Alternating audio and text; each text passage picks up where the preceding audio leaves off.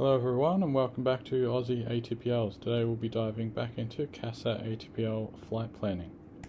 In today's lesson we'll be taking a look at flight plans with alternates. We'll go through the working process and I'll point out any traps or tricks to watch out for along the way. So make sure you're ready with your pen and paper and let's get into it. Before we get into it, if you're currently studying ATPL flight planning or any ATPL exam and looking for some extra support, I've created a free Aussie ATPLs community where you can get access to join, experience the free practice exams, revision material and discussions with other students. Private one-on-one tutoring is also available, although numbers are obviously extremely limited. If any of that interests you, the link is in the description below so you can join the community. It's my gift to you guys for watching the videos. It's absolutely free. Just click the link below and join. This will be our question for today. It's important whenever you get a question, you first look at what the question is asking for you and understand what you need to find. In this case, we have a flight from Cairns to Mount Isa. You'll notice, however, Mount Isa is acceptable, meaning we may not be able to land there and we will be requiring an alternate.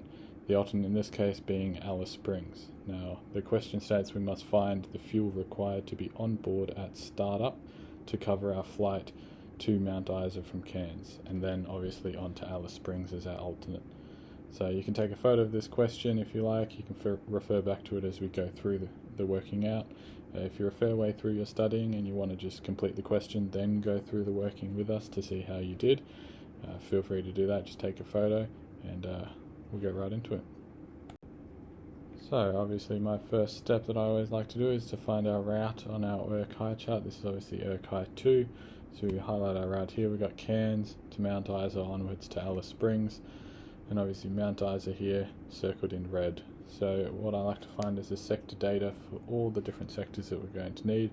So I'm just going to split it into two for this one. So we've got our sector data from Cairns to Mount Isa, and our data from Mount Isa onwards to Alice Springs. So this is all we'll need, so that way we don't have to go back and forth while we're doing the working of the question back to our chart to find any distances or tracks that we need later on. We have everything all in one. This is how I recommend setting out your planning for a question like this. We've got Cairns on the right, Mount Isa in the middle and Alice Springs on the left. You can do it left to right, or I've just done it right to left here, as that's how it looks on the chart. So it's nice and simple and visual. We can enter our distances. So we have 425 nautical miles from Cairns to Mount Isa, 363 nautical miles from Mount Isa to Alice Springs. Also, I like to put in this 1500 feet here, just as a reminder, as when we're descending down into Mount Isa, we're only going to be descending to 1500 feet and then climbing back out, as that's how CASA state they want us to calculate a flight plan with an alternate, just down to 1500 feet, don't get visual per se, and then off we go to the alternate.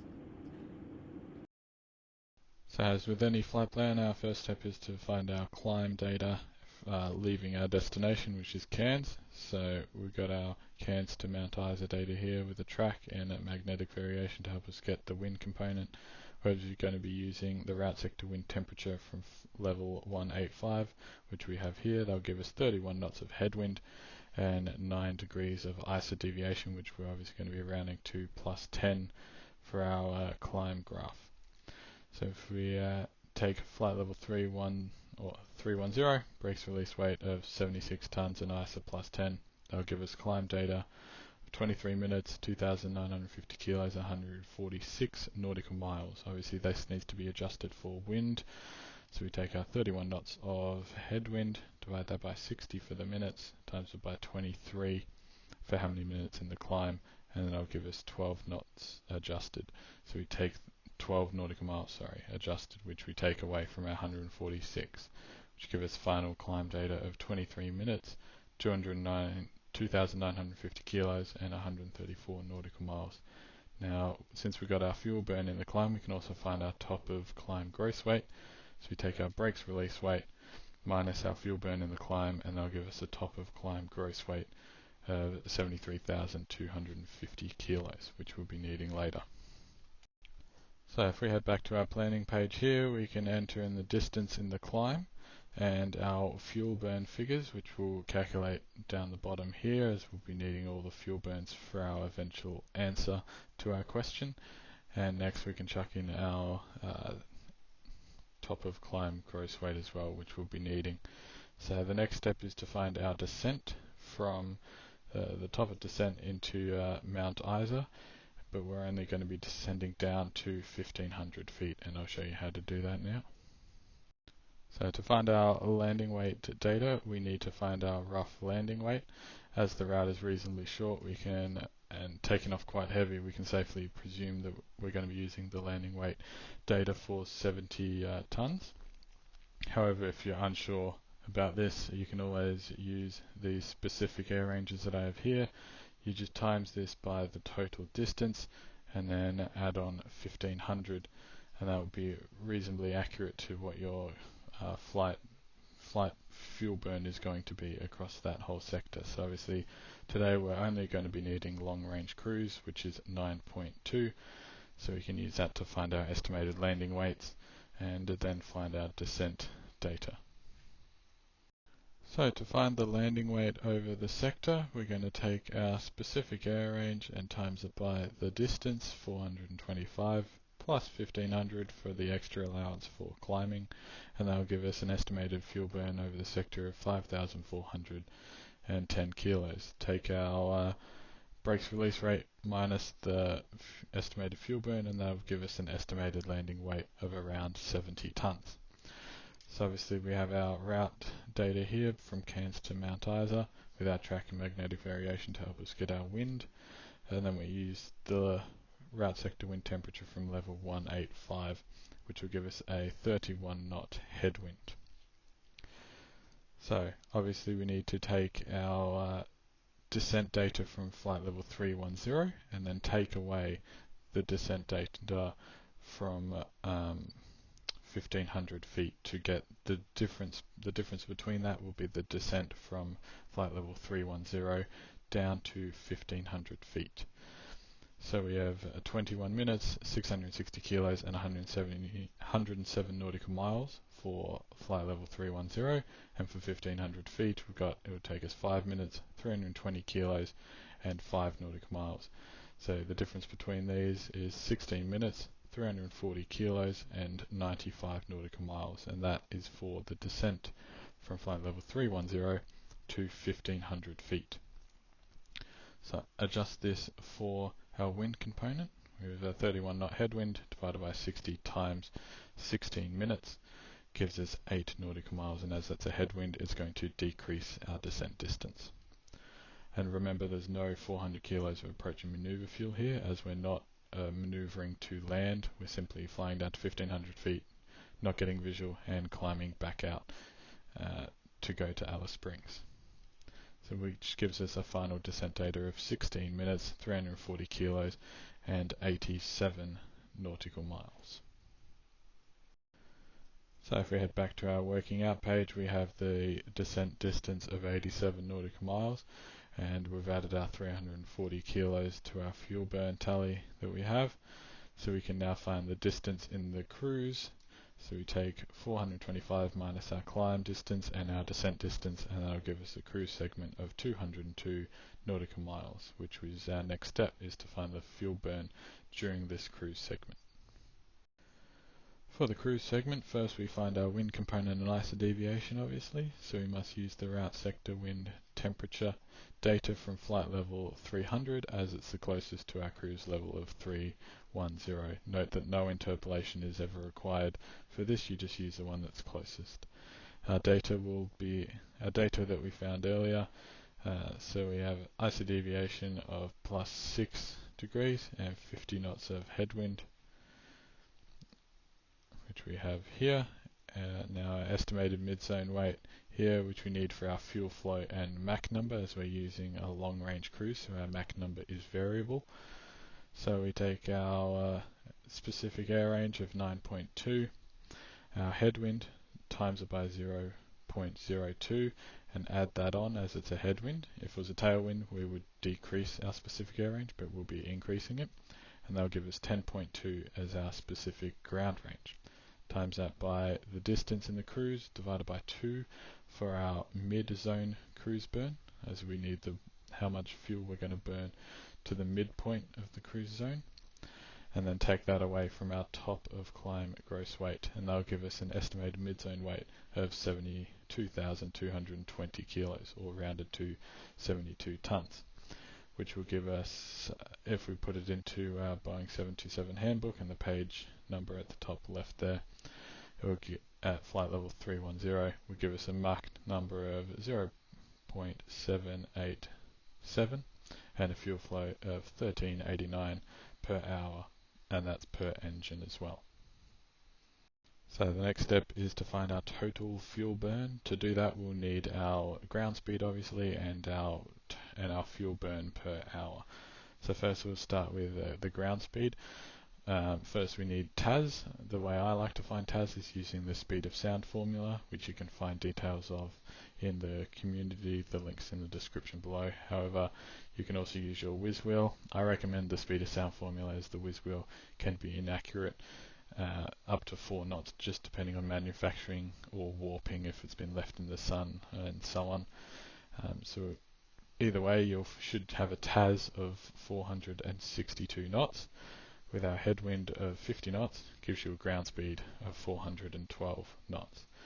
So we have distance divided by speed, gives us hours, which would be 0.4903. Make sure to go to 4 decimal places here to keep the fuel burn accurate. If you round too close, it will change your fuel figures and you could get the question wrong. So keep as many decimal places as you like. I like 4, it keeps it nice and accurate. And we take our fuel burn times it by 3 for our 3 engines, and that gives us 4,167 kilos per hour.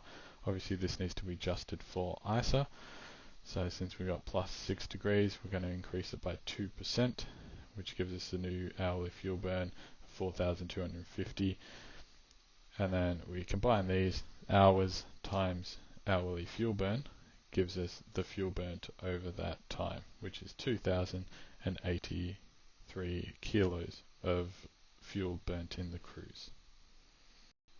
So now we head back to our planning page. We have all our fuel burns for climb, cruise and descent from Cairns to 1,500 feet overhead Mount Isa. And this means we can find our gross weight overhead Mount Isa, which we find here is 70 tons, 826 kilos, which we will be needing to start our second leg, which is from Mount Isa all the way to Alice Springs. So our next step is to find our climb from 1,500 feet overhead Mount Isa back to flight level 310 on our way to Alice Springs. To do this, we need our route data from Mount Isa to Alice Springs, which we found earlier. To know which route sector wind temperature level to use, we must find which is going to be closest to 2/3. This one's a little bit more complicated as the climb's from 1,500 feet to flight level 310. So to find what level is going to be 2/3 way up our climb, we'll take 31,000 and take away 1,500, and that gives us a total climb distance of 29,500 feet. Divide that by 3 and then times it by 2 to find 2/3 of that climb distance, and then we add on our 1,500 feet back again to get the distance, or the feet altitude above ground level of 21, or it would be flight level 211 basically, which is closest to 235 on our route sector wind temperature graph, which is what we're going to be using for this climb sector. So we got a 50 knot headwind and ISA plus 8, which will round to ISA plus 10. So that's an important bit, because if you just did it normally, climbing to flight level 310 normally uses flight level 185 data, but since we're climbing from 1,500 feet to flight level 310, we must use the data from flight level 235. So now that we've got our ISA deviation and our headwind, obviously we need to find the brakes release weight, as we've got the gross weight at 1500 feet overhead Mount Isa, we have to find the brakes release weight for our climb data. So the climb data up to 1500 feet under these conditions would be estimated to be about 400 kilos of fuel burn. So if we add that back on to our brakes, to our gross weight overhead Mount Isa at 1500 feet, that will give us our brakes release weight. So that means we get a estimated brakes release weight of 71,226. It's very important that we did this step, otherwise we would have used data from 70 tons. Instead, we're going to be using data from 72 tons due to that extra 400 kilos that would hypothetically have been burnt from the ground at Mount Isa up to 1500 feet, which we are obviously not burning since we're not going down there. But for the purposes of the climb data, we have to know the brakes release weight, not just the weight overhead Mount Isa at 1500 feet.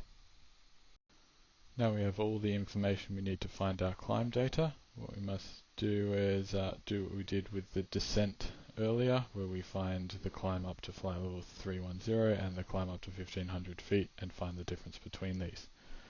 So flight level 310 with a brakes release weight of 72 tons and ISA plus 10 gives us this climb data here, and up to 1500 feet with a brakes release weight of 72 tons and ISA plus 10 it gives us this climb data here. You'll notice there's no adjustment for distance because it would be minimal up to 1500 feet in a plane of this capacity and the power that it would have.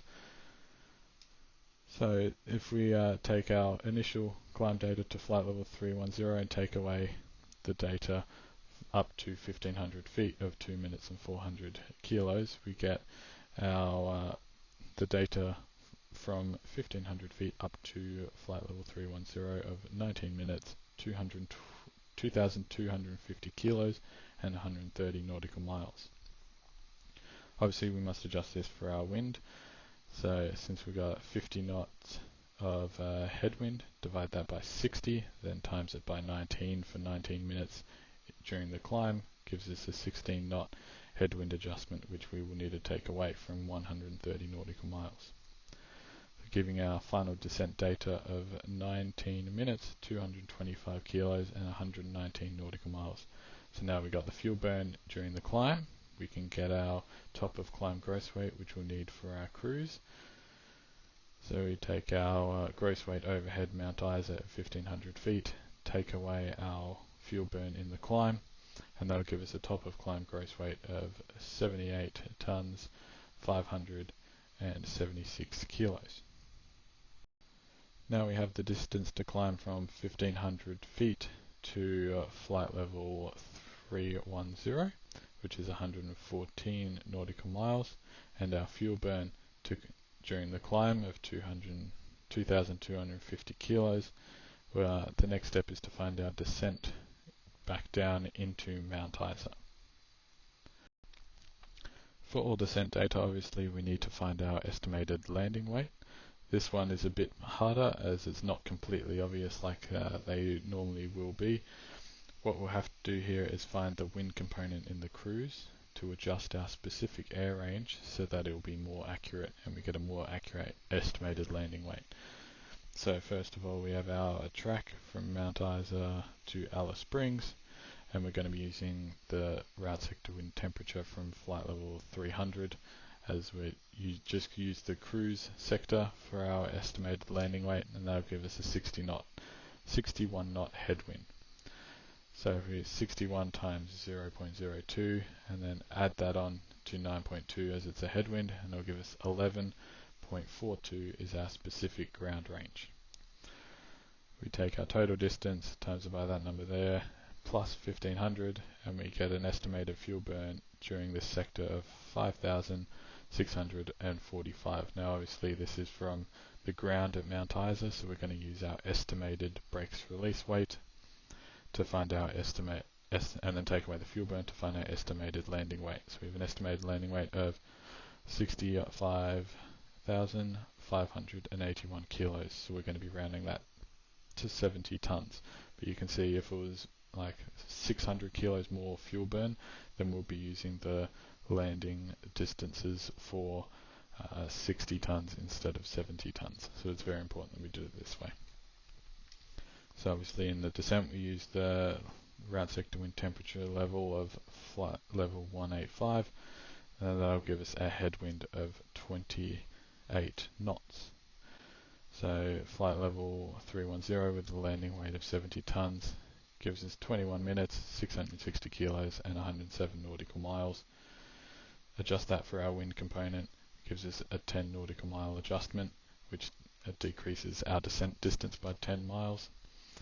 We will need our 400 kilos of approach and maneuver fuel here, as we're coming down to land in Alice Springs, and there was nothing about a straight-in approach at Alice Springs, so we'll need our 400 kilos extra here. Gives us a final descent date of 21 minutes, 1,060 kilos and 97 nautical miles. So now we have our descent distance and our fuel burn into Mount Isa. We can now find the distance left, or the distance remaining, that will be our cruise segment. So we take 363, take away 114, and then take away 97, and that'll give us a cruise segment of 152 nautical miles, which is our next step. So now obviously we'll have the same sector data as before. We just add our distance of 152 nautical miles in there. We've already found our headwind of 61 knots from our route sector wind temperature at flight level 300, and our ISA deviation is +9. So our specific air range adjusted for the headwind, which we had already done on our descent calculation, will once again give us 11.42. We times this by 152 and divide it by 2 to get our fuel burn over half of the cruise zone, and then take that away from our top of climb gross weight, gives us an estimated mid-zone weight of 67,708 kilos, or rounded to 68 tons. At flight level 310, long range cruise gives us a Mach of 0.773 and a fuel flow of 1320 kilos per hour. And again, to find our TAS, you can use your whiz wheel, although it can be a little bit inaccurate, so the most accurate way is obviously still the speed of sound formula. It takes about 10 seconds, so if you want to check it out, it's in the community. The link's in the description below. It's in the classroom portion of the community, so you can have a look there. It's completely free, just my gift to you guys. But we get a TAS here of 461 knots. Obviously our headwind is 61 knots, which gives us a ground speed of a nice round 400 knots. So obviously we take our distance divided by our ground speed. That will give us a number in hours of 0.38. For our fuel flow, we take our fuel flow that we found, times it by 3 for 3 engines, and adjust that for our ISA deviation of +9, so an increase of 3%, gives us a total fuel burn per hour of 4,078.8 kilos. We then take our time, times it by our fuel burn per hour, and that'll give us a fuel burnt in the cruise of 1,550 kilos. So if we now come back to our working page, we have our fuel burns for climb, cruise and descent from Cairns to 1,500 feet overhead Mount Isa, and then climb, cruise and descent from 1,500 feet over Mount Isa to our landing in our alternate at Alice Springs. So if we take all these fuel burns and add them together, we get a flight fuel of 10,234 kilos. Obviously, this is very nice that we got the flight fuel, however that's not the answer to our question. The answer to our question was how much fuel needs to be on board at startup, which requires all our taxi fuel and our fuel reserves. So we'll take a look at how to get that now. So if you take a look at your fuel policy page in your Boeing 727 handbook, you'll find all the reserves required for a flight plan with an alternate, which I've got down here. So we have our flight fuel, of course, our final reserve of 3,300 kilos. Weather holding, we have the inter at Alice Springs that we have to hold 2,000 kilos of holding fuel for. Startup and taxi 150 kilos, shutdown taxi is 100 kilos, and our variable reserve 10% of our flight fuel is 1023 kilos. There's no work in progress or traffic that we need to adjust for, so we get a total fuel required on board at startup of 16,807 kilos. If you guys are after any extra exam prep or want some more practice questions just like this, you can hit the link in the description below. Join the community. You can ask questions in there, surround yourself with other people also doing these exams. Let me know in the comments as well what else you want to see. But this is just my free gift to you guys. You can go in there and have fun to your heart's content with all the practice exams and things that I'll be putting up there. But thanks for watching. I really appreciate it, and have a good one.